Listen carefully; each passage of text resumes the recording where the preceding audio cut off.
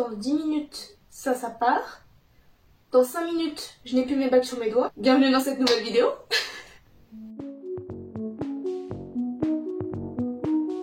Du coup, j'espère que vous, les petits conducteurs, ça va et que vous êtes bien avancés, etc. et que vous avez eu votre code. Donc aujourd'hui, oui, on va parler de comment passer sa conduite, genre où, tout d'abord, et ensuite, comment ça se passe, genre quand t'es dans la voiture, etc. Le premier point, c'est qu'on peut me passer en candidat libre aussi. Est-ce que je l'ai fait? Non. Du coup, je peux pas vraiment témoigner sur ce point-là, mais j'ai des amis, encore une fois, qui l'ont fait, et notamment en s'entraînant avec Ornicar, comme j'ai parlé dans la première vidéo. Alors du coup, quand t'es avec Ornicar ou les autres organismes de ce type-là, il me semble que c'est le moniteur qui va ramener sa voiture, avec du coup les pédales des deux côtés, et tu vas apprendre à conduire avec lui, etc. Il faut bien noter que, généralement, c'est disponible que dans les grandes villes. D'après ce que j'en ai entendu, franchement, c'est pas mal. Pour ma part, moi, je l'ai passé en auto-école. Je montre par là, parce qu'il y a la fenêtre, et que mon auto-école est par là.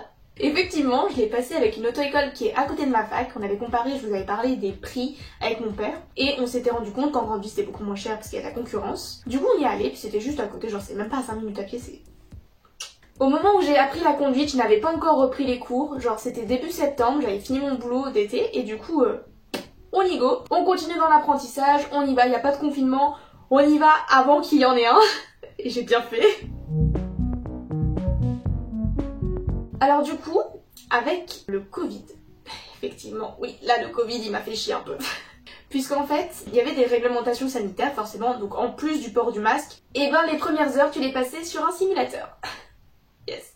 Mais franchement c'était pas si mal que ça. En tout cas, pour vous expliquer le simulateur, du coup on a l'impression que c'est une grosse machine et tout, pour faire de l'aviation, alors que tu conduis, c'est pas de l'aviation. Enfin si c'est de la conduite, mais t'as compris. Déjà, t'as le volant. Bref, tu as ton siège avec une ceinture, genre t'as l'impression d'être dans un jeu vidéo, avec du coup la boîte de vitesse à côté, le frein à main à côté, comme si t'étais dans une voiture et seule, et il y a pas de cabine, et t'as les pédales au fond et tout, enfin bref, c'est genre comme une voiture. Un simulateur. La seule chose qui change, genre vraiment, c'est qu'en fait, t'as 3 écrans devant toi. Enfin, moi j'avais 3 écrans devant moi et c'était comme un jeu vidéo. Genre, ça m'éclatait. Donc comme je vous le disais, le premier jour, tu as une évaluation sur combien d'heures il va te falloir, tu vois. Et du coup, moi j'y étais allée assez confiante, j'étais en mode j'ai déjà conduit. Le simulateur en a décidé autrement, puisqu'il m'a donné 30 heures. Et là je suis ressortie mais toute penaud. Et finalement ils m'ont dit ouais non mais t'inquiète pas, on sait que t'as déjà conduit. Et que le simulateur genre il fait juste une approximation mais ça se trouve tu vas faire 20 heures et tout. Je dis bon voilà elle m'a redonné le sourire et tout. Puis elle me dit bon on pourra commencer au bout de 3 heures. Donc en gros j'ai fait 3 heures de simulateur. Sur le simulateur t'apprends tout simplement les trucs de base. Tu as dans l'ordre du coup la prise de poste, le volant et j'en étais arrivée aux boîtes à vitesse. Et en fait tu dois faire un nombre de fois les exercices pour pouvoir les valider. C'est très long, c'est très chiant, ça m'a saoulée. Après d'un autre côté, je comprends genre que ça peut rassurer certains d'entre vous, certaines personnes qui stressent totalement à l'idée de conduire mais qui ont quand même besoin du permis parce que si tu vas aller loin, le train c'est un peu cher et puis une petite voiture qui consomme pas trop, ça te reviendra beaucoup moins cher. Et si tu fais du covoiturage, alors là c'est fini, t'as tout gagné. Enfin, vient ma première vraie heure de conduite. En fait, tout ce que je vous dis, ça se suivait. C'était le lendemain, du lendemain. Enfin, j'ai pris des heures de conduite pratiquement tous les jours. Enfin, je les ai pris tous les jours au début. Parce que du coup, il n'y avait pas beaucoup de demandes, les étudiants ils étaient pas encore là, ou alors ils n'avaient pas l'emploi du temps, etc. Donc, du coup, le lendemain des 3 heures de simulateur, on m'a emmené dans la voiture, et tout d'abord, on m'a fait faire un tour en voiture du coup, en agglomération. Elle m'a dit, ma monitrice, je prends les pédales, je prends la boîte à vitesse, occupe-toi juste du volant. C'était pour juger ma trajectoire, parce que la trajectoire sur le simulateur et la trajectoire sur une vraie voiture, c'est pas pareil. Et ensuite, on allait sur un parking, enfin sur un bitume, genre une portion de route, on va dire. Et en gros, on est arrivé, puis elle me dit, bon écoute, maintenant tu prends toutes les commandes. J'étais en mode, très bien. Donc là on a repris tout ce qui était ce qu'on a vu au simulateur, etc. Du coup on m'a fait monter en deuxième, m'arrêter doucement, parce que le frein vraiment c'est pas facile quand t'es au tout début de l'apprentissage. Genre sur la voiture, enfin sur le simulateur tu devrais vraiment appuyer pour que ça freine. Alors que sur la voiture t'appuies un tout petit peu, c'est fini, c'est bon, y a plus, ça avance plus. Du coup c'était très compliqué pour moi au début de doser le frein, mais on s'y fait. Et ensuite on est rentré, vu que je gérais bien, elle a vu que ça allait, tu vois, pour une première heure. Elle m'a dit bon je te laisse toutes les commandes, tu rentres. J'étais contente. Ensuite, je vais pas vous détailler toutes les heures qui ont suivi, mais en tout cas, au début, je crois, elle me prenait le frein. En tout cas, je gérais à peu près le frein, puis en plus, elle me le laissait, puis après, voilà. Et petit à petit, j'ai appris à gérer mon allure, qui était un gros problème pour moi, mais ça, on en parlera après. Ensuite, on a fait de l'agglo, de l'hors-agglo, donc agglomération, hors agglomération. Ça, hors agglomération, quand elle me l'a dit, je me rappelle, je l'ai regardé, j'ai fait « Vraiment ?» Genre, j'étais trop hype de monter à 80 km/h, ça m'a tué. Ensuite, on m'a fait faire aussi du démarrage en côte. C'était pas si compliqué que ça, j'en ai fait que 2. Et sauf que ma voiture, du coup, c'était une C3, Citroën C3 nouvelle génération, la V3. Et du coup, il y avait une aide en démarrage en côte, du coup, bon, tranquille. Après, on m'a aussi appris à stabiliser, du coup, entre le point de patinage et l'accélérateur pour que la voiture, elle soit, genre, elle bouge pas. Tu vois, elle est en côte et elle bouge pas. Ensuite, il faut savoir que j'avais plusieurs monitrices, en fait. J'en avais une qui était, ma première, qui était enceinte. Et frère, je m'en voulais tellement quand je freinais brusquement, parce que du coup, elle avait une ceinture quand même adaptée, tu vois, il y avait un truc attaché au siège, j'avais passé la ceinture là et tout, enfin bref. Si je trouvais une photo, je vous le mettrai. Toujours ici, je sais pas pourquoi. Puis, on m'a appris, enfin, à faire les contrôles vifs. C'est-à-dire, contrôler ses rétros, dans quel sens et tout. Tu contrôles toujours l'intérieur, ensuite celui-là et ensuite celui-là. En fonction de s'il y a un rabattement de voie à gauche ou à droite. Il faut aussi contrôler son angle mort, etc. Donc on le fait à chaque rétrécissement de voie, à chaque coupage de voie, à chaque intersection, à chaque ralentissement et passage piéton. En tout cas, tu le fais tout le temps, pratiquement. Et c'est fatigant. Ensuite, on a appris ce que c'est que les croisements à l'indonésienne. En gros, le croisement à l'indonésienne, c'est quand t'as, on va dire, 4 feux rouges. Toi, t'es là, il y a une voiture qui est là. Elle veut tourner du coup à sa gauche. Toi, tu veux tourner à ta gauche. Ben, vous allez vous croiser genre comme ça. Et la première fois, du coup, bah ça allait tranquille, il y avait personne. Puis il faut que t'attendes que du coup les gens qui vont tout droit passent. Du coup, généralement, souvent quand il y a du monde, tu t'arrêtes au milieu de la route, sinon bah, tu vas. Et un autre jour, il y avait eu du monde. J'avais paniqué.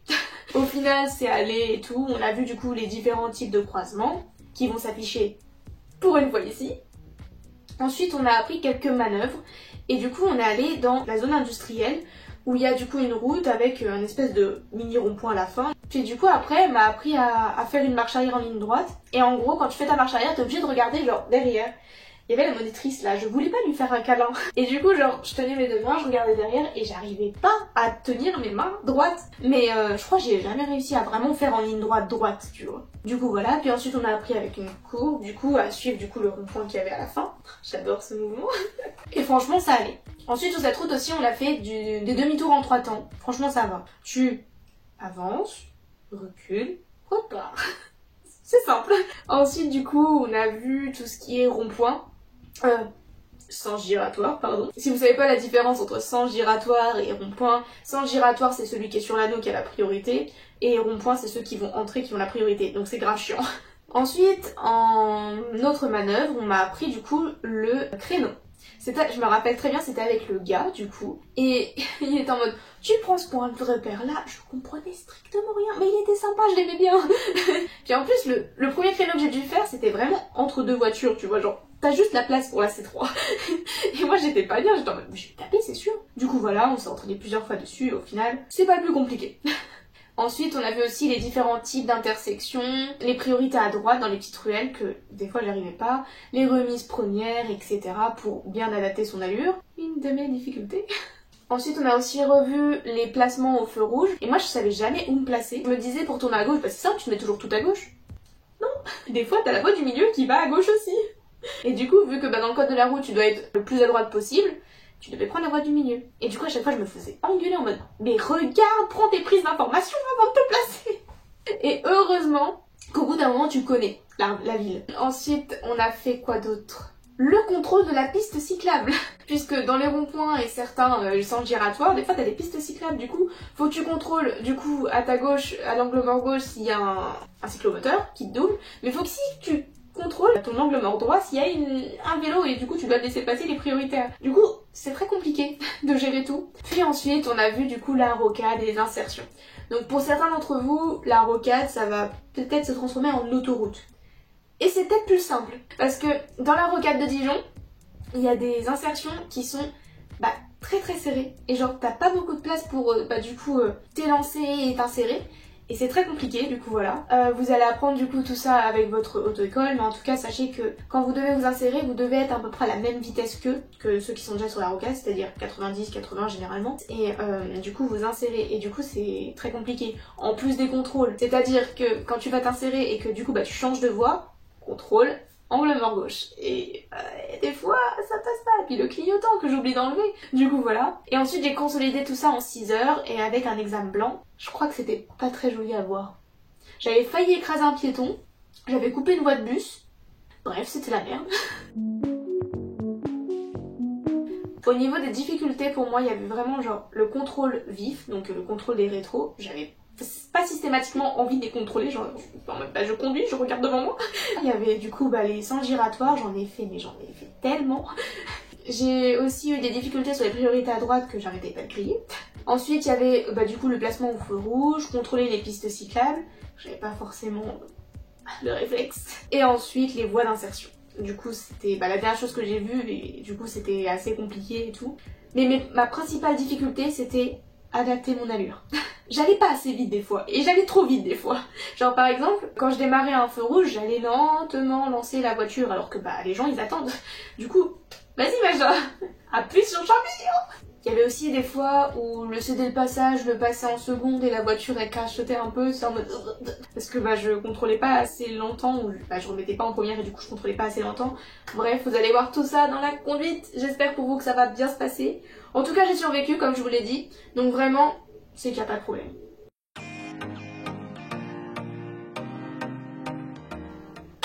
Pour l'examen c'est simple, il faut réaliser une manœuvre, donc je vais vous les rappeler donc, par une liste.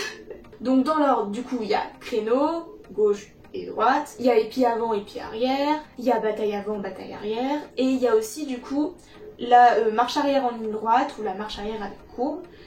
Et du coup, voilà, tranquille. Donc tout le monde vise la marche arrière en ligne droite. Sauf que moi, je vous rappelle que j'étais des pas trop.